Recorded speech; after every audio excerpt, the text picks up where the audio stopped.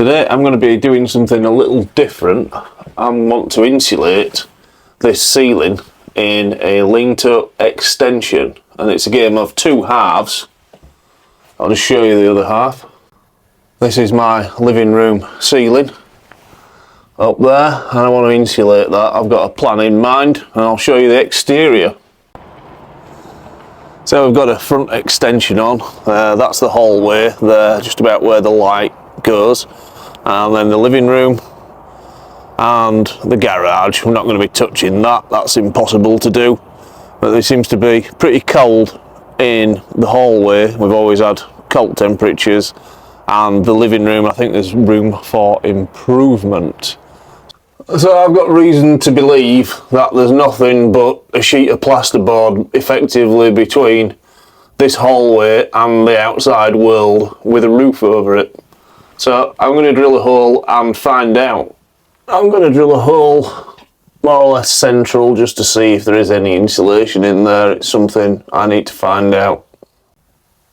Before I drill the hole, I'm just going to do a bit of tapping, try and work out where the rafters are.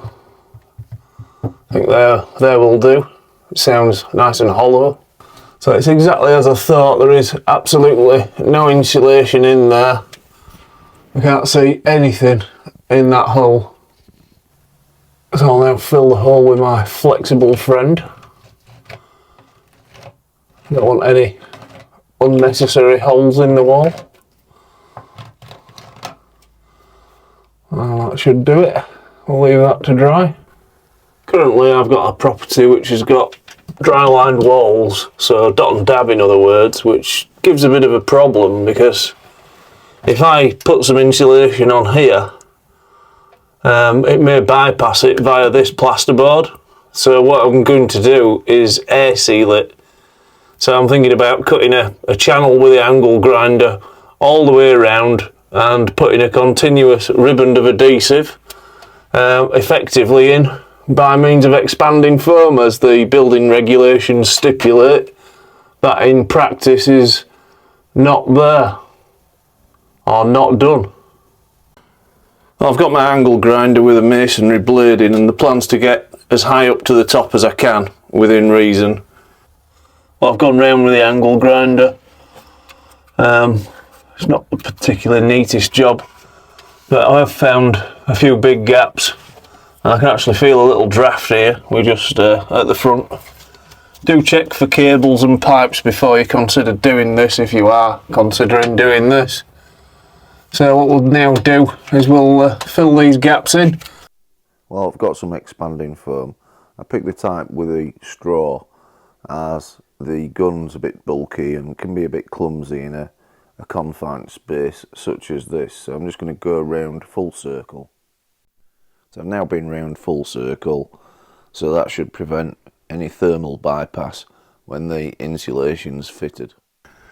I did manage to get hold of this 110mm insulated plasterboard, so I've cut this to size, and it's now time to have a little trial fit. That's now wedged in, so I think I need to take a bit more off the side. Nothing is ever square. Well, after a bit of tweaking, we've managed to trim the board down to size to account for the wall discrepancies. So with it being a relatively small section of plasterboard I'm using, I've decided not to use any steel fixings into the joists. I'm just going to gamble on using some of this instant grab screw fix adhesive, as I've had good luck with it in the past, and hopefully this will work. If not, well, we may have to reconsider. Well, unfortunately I didn't get the instant grab and walk away effect I wanted. I did hold it for about 15 minutes to no avail. So now what I've done is I've wedged it with a few old chisels and a doorstop. And we're just going to have to support it while the adhesive takes hold. But I can actually fill the circumference with the adhesive because it is an adhesive and filler, so I will be doing that. I'll fill the smaller cracks with the adhesive and the larger cracks with expanding foam. So everything's doing its best to bond the plasterboard up there. So we'll watch this space on that one. I've got to wait 72 hours for it to reach full strength, so that's not an issue. It is actually feeling a little warmer. I've now removed the supports and I'm pleased to report that everything is still in place. I think we'll have a sanding down prior to replastering just to get the remnants of expanding foam off. But the good news is it's a lot warmer in this hallway now, and there is another dividend of traffic noise. You can see the heat's now going upstairs instead of out to atmosphere. So we'll now turn our attention to the living room. You can see this chair here, and this is a front extension. It was originally a window was there, and when you sat in that chair it's always a little bit cool on the neck. We did put it down to the window, but that's been resealed. And now I'm going to check out the hollow ceiling in the living room.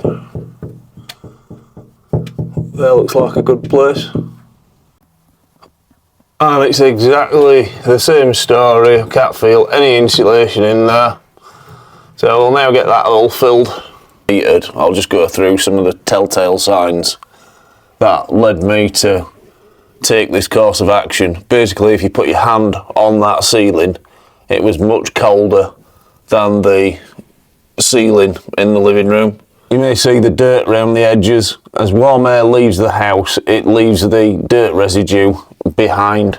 And looking at it from above, this is above the porch, which is currently insulated, and you can see the rosemary tiles are quite a lot damper, and that's due to the insulation. So we'll now look at the living room. So we're now looking above the living room and see we're pretty dry, and I'll just pan over to where the porch is. You can see that is looking a lot damper, which is great news. Also, when it snowed, the snow was quick to melt off the front extension. I've gone round with a multi-tool this time round. It's a lot less messy than the angle grinder. Somebody's kindly lent me this, and the object is to put a gap in the wall sufficient so that we can gun some expanding foam in to effectively air seal this dry lined wall. One idea I've just had with the expanding foam, it was quite difficult to keep this tube where you wanted it and keep the can upside down. I'm using the straw type because the gun type I don't have sufficient room for. So I thought, why not just tape a long screwdriver to it, and then I can guide the tip of the nozzle using my other hand. Well, that tip certainly paid off in respect to the air sealing. The next challenge is to offer up this 2.4 metre length of insulated 110mm plasterboard.